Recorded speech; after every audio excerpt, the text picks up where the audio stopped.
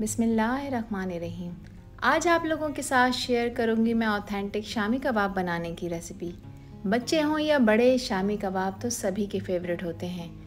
शाम की चाय का हो इंतज़ाम या फिर घर में आ रहे हो मेहमान, कबाब सभी को खाना पसंद होते हैं।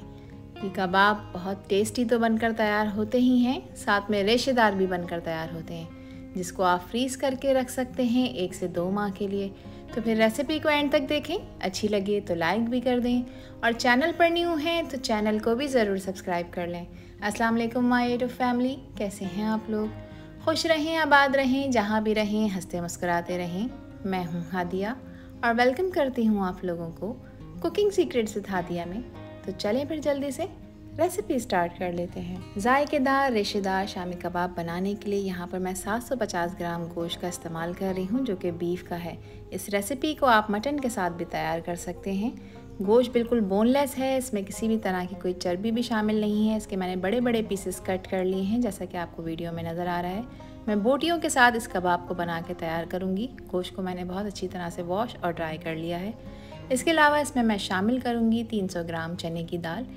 कबाबों में हम गोश्त के कंपैरेटिवली जो दाल ऐड करते हैं वो गोश्त की क्वांटिटी को देखते हुए हाफ़ यूज़ करते हैं। दाल को 2 घंटे पहले बहुत अच्छी तरह से वॉश करने के बाद मैंने पानी में डिप कर दिया था और ये देखें फूल चुकी है और साइज़ में डबल हो चुकी है। अब इसको इस्तेमाल करेंगे हम। रेशियो मैंने आपके साथ शेयर करा है कि जितना आपने गोश्त लेना है उसकी हाफ़ आपने दाल को इस्तेमाल करना है, ताकि एक परफेक्ट रेसिपी आपकी तैयार हो। अब इसमें मैं कुछ खड़े गरम मसाले डालूंगी, जिसको मैं पीस कर इस्तेमाल करूंगी। तो सबसे पहले मैं इसमें शामिल कर रही हूँ 1.5 टेबल स्पून साबित धनिया।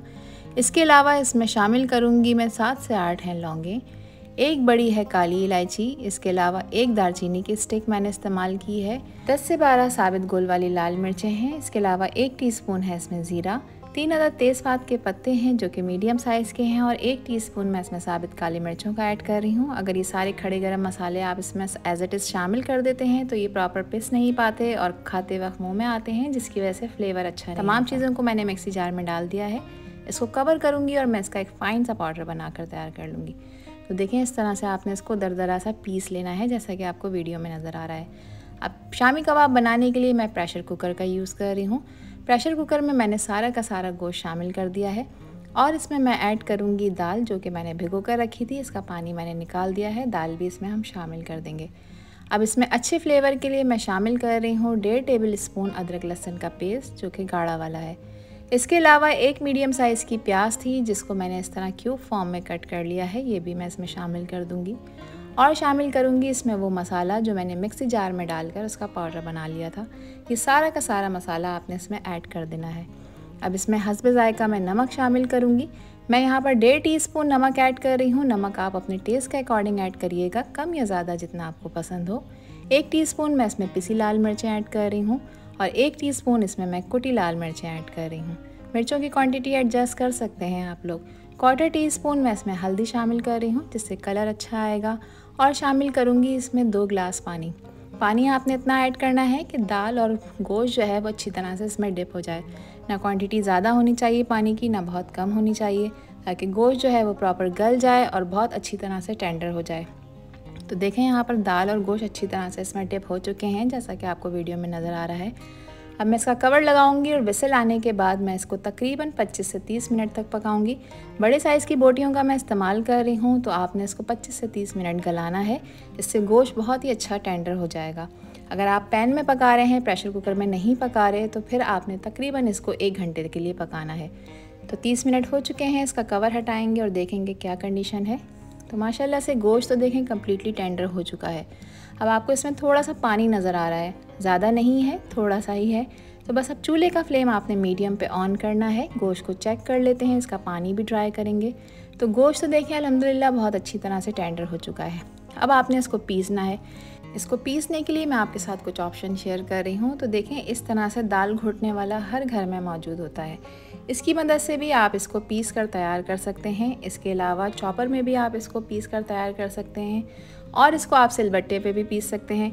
मगर क्योंकि चॉपर और सिलबट्टा हर घर में मौजूद नहीं होता, मगर ये दाल घुटने वाला हर घर में मौजूद होता है और इससे रेशा भी बहुत ही अच्छा बनता है कबाबों का। इसकी मदद से मैं जो ये कबाबों का मिक्स है इसको मैं अच्छी तरह से पीस लूँगी।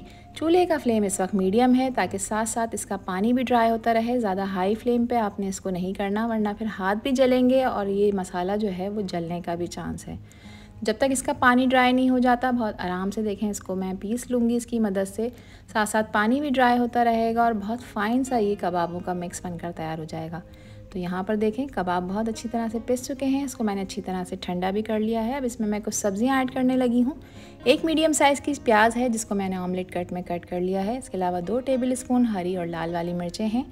2 टेबल स्पून ही मैंने पुदीना ऐड किया है और 1 गड्डी मैंने इसमें शामिल करी है हरे धनिए की। सब चीज़ों को आपने बहुत अच्छी तरह से वॉश करना है फिर ऐड करना है। अच्छी बाइंडिंग के लिए 1 अंडा मैं इसमें शामिल कर रही हूँ। अब आपने इन तमाम चीज़ों को बहुत अच्छी तरह से मिक्स करना है ताकि सब चीज़ें आपस में वेल कंबाइन हो जाएं। और अगर इस स्टेज पर आप लोगों को ये वीडियो पसंद आ रही हो तो वीडियो को लाइक कर दिया करें और चैनल को भी सब्सक्राइब कर लें और वीडियो को फ्रेंड्स एंड फैमिली में भी शेयर किया करें। आप सभी लोगों का दिल की गहराइयों से बेहद शुक्रिया। तमाम चीज़ों को देखें मैंने बहुत अच्छी तरह से मिक्स कर लिया है।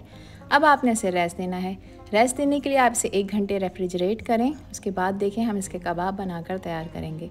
तो 1 घंटा गुजर चुका है इसको रेस्ट दिए हुए। इसको मैंने रेफ्रिजरेटर में रखा था। अब आपने हाथ को या तो पानी से गीला करना है या फिर ऑयल की मदद से ग्रीस करना है और एक पोर्शन आपने लेना है जितना बड़ा कबाब आप बनाना चाहते हैं इस मिक्स का। उसके बाद आपने इसको क्रैक फ्री करना है। पहले इसकी आपने एक बॉल सी बनाकर तैयार करनी है जैसे कि हम कोफ्ता बनाते हैं।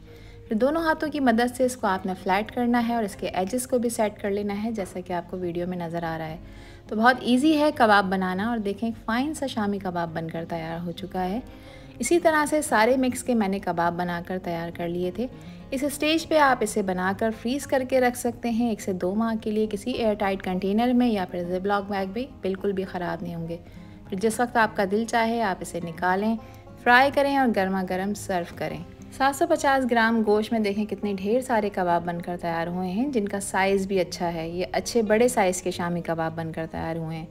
अब इसको फ्राई करने के लिए यहाँ पर मैंने एक अदद फ्राई पैन लिया है और इसमें मैं शामिल करूँगी तकरीबन 4 से 5 टेबल स्पून कुकिंग ऑयल के। इसको हम डीप फ्राई नहीं करेंगे, इसको शैलो फ्राई करेंगे।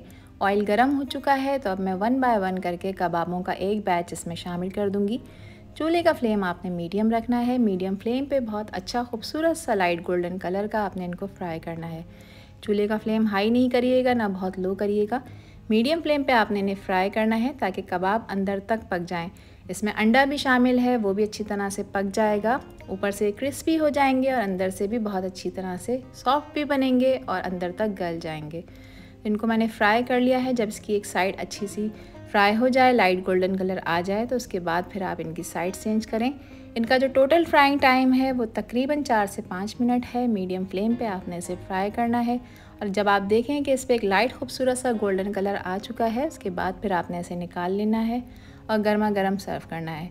तो यहाँ पर हमारे तमाम कबाब अच्छी तरह से फ्राई हो चुके हैं। आप इसकी लुक चेक करें करीब से कैमरे में, देखें कितने शानदार से शामी कबाब बनकर तैयार हुए हैं।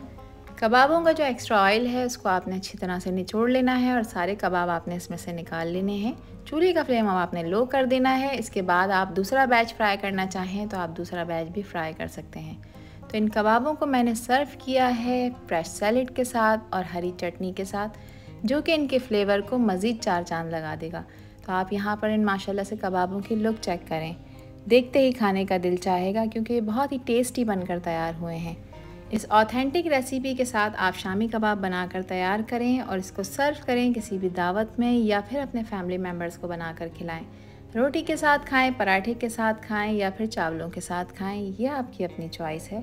जिसको भी खिलाएंगी बिलीव मी खाने वालों को मज़ा आ जाएगा। अब एक कबाब मैं आपको तोड़ के भी चेक करा देती हूँ। देखिए कबाब टेस्टी तो बना ही है, साथ में रेशेदार भी बना है। तो इसकी बेहतरीन सी लुक से ही आपको अंदाज़ा हो गया होगा कि कितने ज़बरदस्त और कितने लाजवाब कबाब बनकर तैयार हुए हैं। रेसिपी ट्राई करें तो अपना फीडबैक मुझे लाजमी शेयर करें कि आप लोगों की रेसिपी कैसी बनी। उम्मीद करती हूँ कि आज की रेसिपी और वीडियो आप लोगों को पसंद आई होगी। पसंद आई हो तो कमेंट सेक्शन में अपना प्यारा सा फीडबैक मुझे लाजमी शेयर करिएगा। आपसे फिर मिलूँगी इंशाल्लाह एक न्यू वीडियो में एक न्यू रेसिपी के साथ। जब तक हादिया को दीजिए इजाज़त। अपना बहुत सारा ख्याल रखिएगा, अपनों का भी ख्याल रखिएगा और मुझे भी अपनी प्यारी दुआओं में याद रखिएगा। अल्लाह हाफिज़, अल्लाह निगहबान।